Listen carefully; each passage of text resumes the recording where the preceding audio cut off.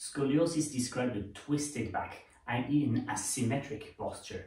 And many people are born or have developed this at a very early age, and when we meet them as adults, they're kind of, well, I'm like this. In this video, I want to show you what you can do, whatever your age, with scoliosis. It will show you that you cannot change everything, but there are some things that you can change. Welcome, I'm Olivier Girard, ergonomist, posture therapist, author of the Posture Manual. I'm not going to give you a full anatomy course on the different types of scoliosis, I don't find this very interesting, but there's something that is super useful to know when you have scoliosis or any other type of, say, permanent disease, such as Scheuermann, for example. It's the difference between the functional issues and the structural issues. Let's start with the structural issues. Structural issues are those which were given to you by Mother Nature. It's what you were born with.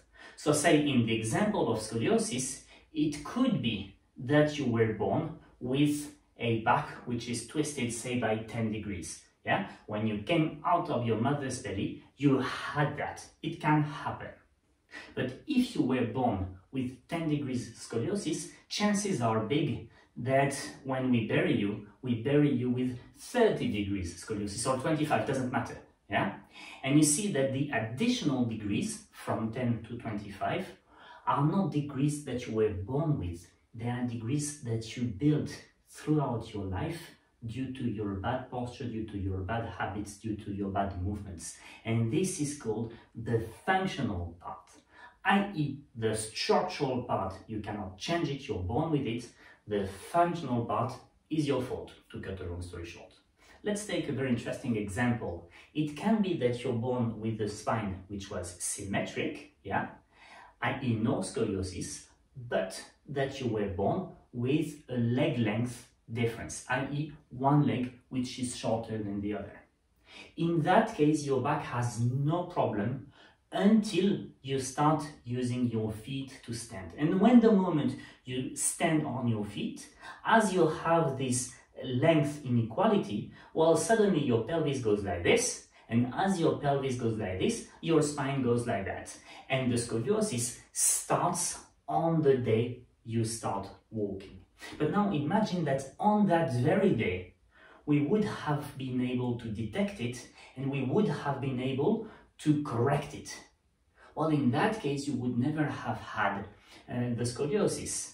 And therefore, you see that you can be born with a structural issue that later causes scoliosis, but the scoliosis itself is functional. All this is not just to play with words. There are practical implications there behind.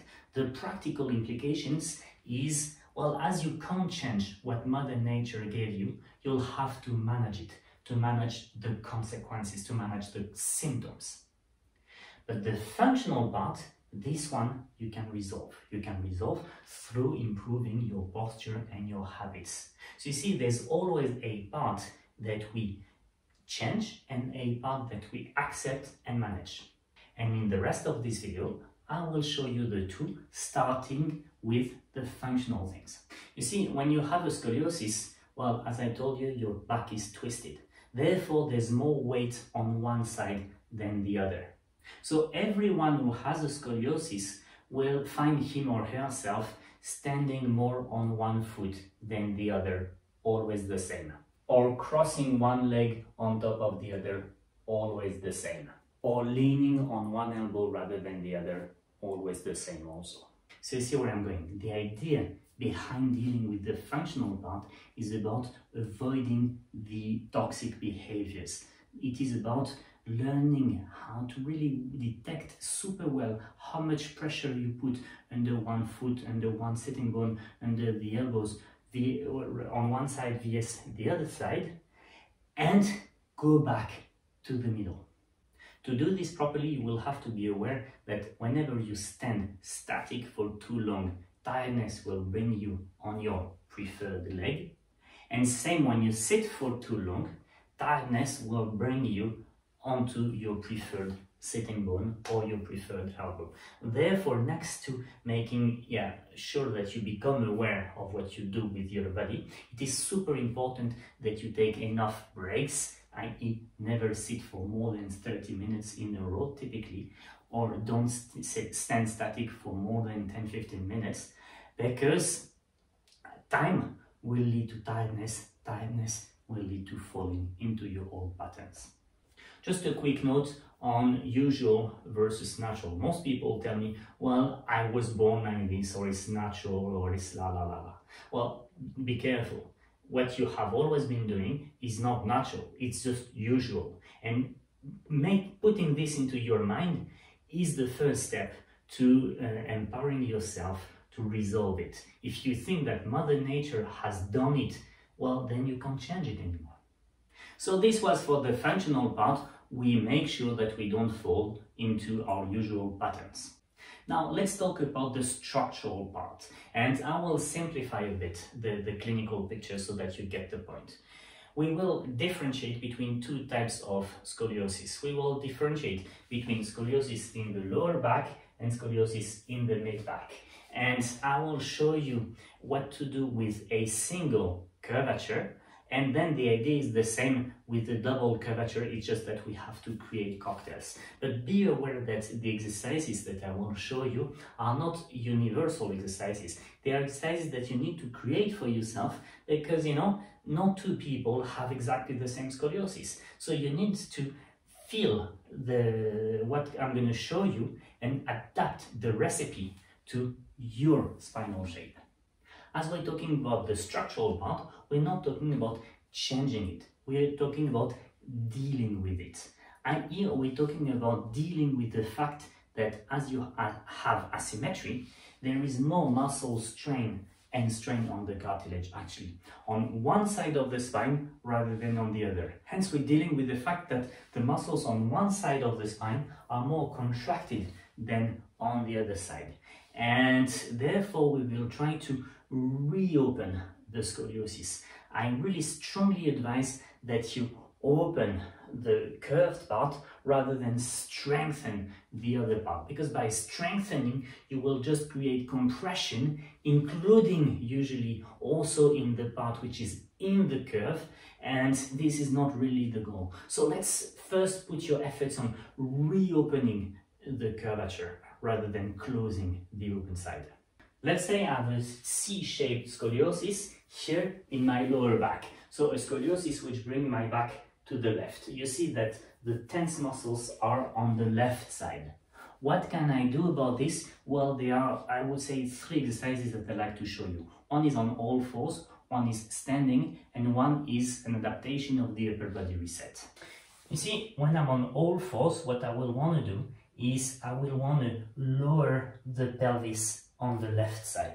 So what I was calling in the other videos the happy dog is actually a great exercise to do this. But to reinforce the effect of the happy dog, I'm going to bring the left knee backwards, and by bringing the left knee backwards, I'm already, let's say, creating an initial pull to the left.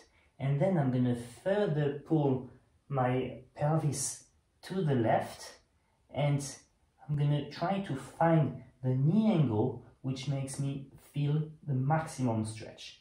And from here, as I want to stretch, I can also do the back slightly round. So I can go from flat to round.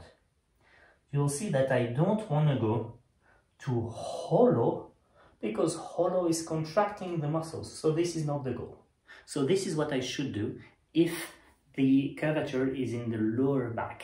Now, if the curvature is in the upper back, I'm going to use my hands to follow the same philosophy. I'm on fours, and to reopen the same curvature to the left, which would be in the upper back, I'm going to bring my hand further to the front. And again, I'm going to do the happy dog, i.e. bring my left hip backwards and look for the right angle. Yeah? So I'm changing the knee angle until I feel the stretch, a comfortable stretch. And I can go from round to flat again. I'm not saying that you should only train on one side, but you should train, say, more on one side than on the other. So typically, if you do 5 reps on one side, you do 10 on the other side, and you will feel where the exercise is the most difficult if you don't already know the shape of your spine. So you train where it's the most difficult, but always these reopening exercises. So these were on force. Now let's look at the variant when we stand. When I stand, I will use gravity to bring my pelvis downwards as in the happy dog on all fours. And it will look like this. I give my weight to the wall by leaning on my hands like this. And you see, I'm going to cross the left leg forward without locking the right knee. So right knee is unlocked, and I just cross the left leg forward. You see that my pelvis is at a distance from the wall so that I don't hollow my back. And here, I'm reopening the curve in the lower back left. And if I now want to reopen the curve in my upper back, well, guess what? I'll be standing on my feet and I will be crawling, not with my hand really, but rather with my elbow. You'll say it comes to the same, but actually the stretch is felt more when you go with your elbow. And again, you be careful that you don't hollow your back, you keep it flat. And what you're now doing is you're reopening the curve in your thoracic spine. All these are stretches, so your goal should be to keep them for 1 minute and say do them 2 to 3 times a day. So they belong to your daily hygiene if you have a structural scoliosis. And therefore, if you stretch, say if you want to reopen to the left, you can do 1 minute to the left, 30 seconds to the right, and you finish with 30 to 40 seconds on the left. Always finish on the side that you want to reopen. If you're a regular follower of the channel, well, you know that I'm not a great fan of stretching exercises at work. The reason is simple, is that when you stretch, your posture should be precise. It should be for, say, 80% of the stretches lying down, because the lying down relaxes the muscle tonus and therefore it increases the effectiveness of the stretch.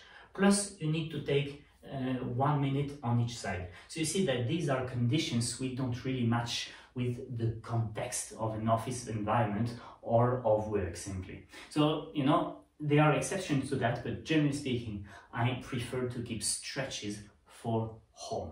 What you can do at work is the upper body reset, for example. For the full exercise, check out the description below. And here I'm just going to show you the last part, which is the variant with the scoliosis. You see, the last part was that, yeah?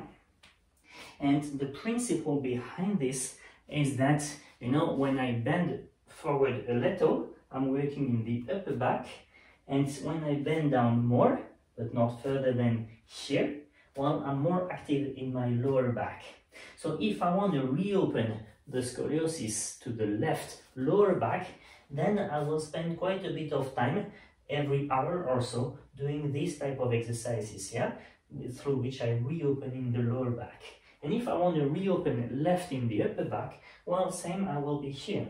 So I will actually go like this with my relaxation, and then at some point I will say, okay, now I'm just working on the side that I want to reopen, yeah, and I will finish with 2-3 cycles, which I end on the side that I want to reopen.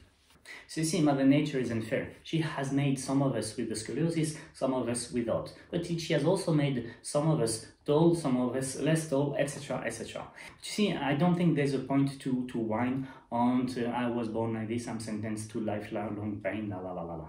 There's no point in that. There's a point in deploying a clear strategy, which is a twofold strategy, which is on the one hand, everything which is functional, I eliminate it from my life by being always symmetric on my 2 feet, my 2 sitting bones, my 2 elbows, or actually not on my elbows, it's even better.